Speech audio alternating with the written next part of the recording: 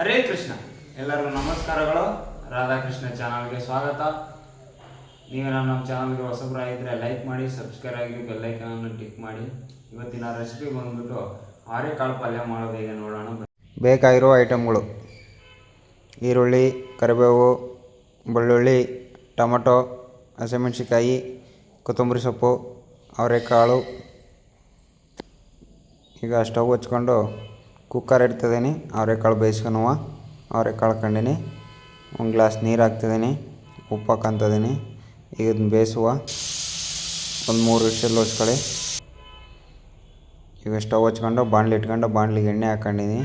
ಸಾಸಿವೆ ಹಾಕ್ಕೊಂತಿದ್ದೀನಿ, ಜೀರಿಗೆ ಹಾಕ್ಕೊಂತಿದ್ದೀನಿ, ಕರಿಬೇವು ಹಾಕ್ತಿದ್ದೀನಿ, ಈರುಳ್ಳಿ ಹಾಕ್ಕೊಂತಿದ್ದೀನಿ. ಚೆನ್ನಾಗಿ ಫ್ರೈ ಮಾಡ್ಕೊಳ್ಳಿ. ಬೆಳ್ಳುಳ್ಳಿ ಶುಂಠಿ ಕುಟ್ಟಿಟ್ಕೊಂಡದ್ದು ಹಾಕ್ಕೊಂತಿದ್ದೀನಿ.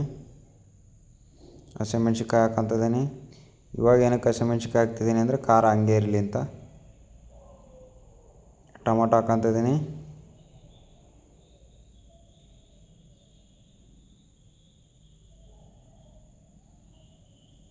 ಸ್ವಲ್ಪ ಅರಿಶಿನ ಪುಡಿ ಹಾಕ್ಕೊಂತಿದ್ದೀನಿ. ಚೆನ್ನಾಗಿ ಮಿಕ್ಸ್ ಮಾಡ್ಕೊಳ್ಳಿ.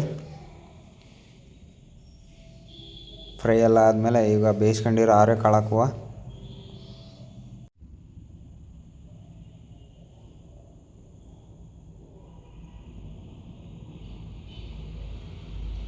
ಹಾಕೊಂಡು ಚೆನ್ನಾಗಿ ಮಿಕ್ಸ್ ಮಾಡ್ಕೊಳ್ಳಿ.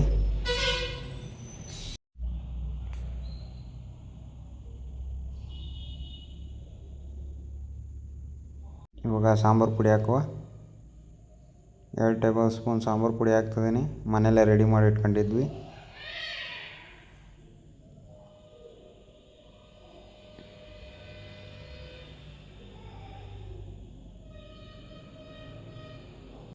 ಕುಶಾಣೆ ಪುಡಿ ಹಾಕ್ಕೊಂತಿದ್ದೀನಿ 2.5 ಸ್ಪೂನು.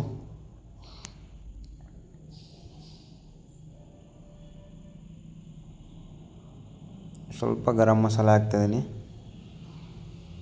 ಹಾಕೊಂಡು ಚೆನ್ನಾಗಿ ಮಿಕ್ಸ್ ಮಾಡ್ಕೊಳ್ಳಿ.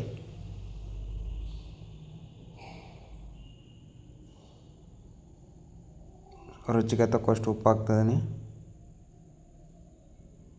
ಬೆಲ್ಲ ಹಾಕ್ಕೊಂತಿದ್ದೀನಿ ಸ್ವಲ್ಪ.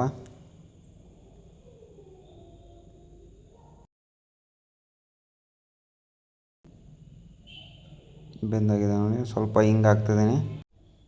ಇನ್ನು 2 ನಿಮಿಷ ಚೆನ್ನಾಗಿ ಬೇಯಿಸ್ಕೊಳ್ಳಿ. ನೋಡಿ 2 ನಿಮಿಷ ಆಗಿದೆ. ಮೇಲೆ ಕೊತ್ತಂಬರಿ ಸೊಪ್ಪು ಹಾಕ್ತಿದ್ದೀನಿ ಸ್ವಲ್ಪ.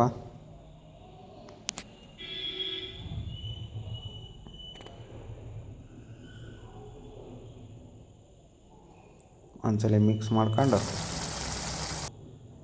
ನೋಡಿ ಅವರೆಕಾಳು ಪಲ್ಯ ರೆಡಿಯಾಗಿದೆ. ಲೈಕ್ ಮಾಡಿ, ಸಬ್ಸ್ಕ್ರೈಬ್ ಆಗಿರಿ, ಬೆಲ್ ಐಕನನ್ನು ಟಿಕ್ ಮಾಡಿ. Thank you so much.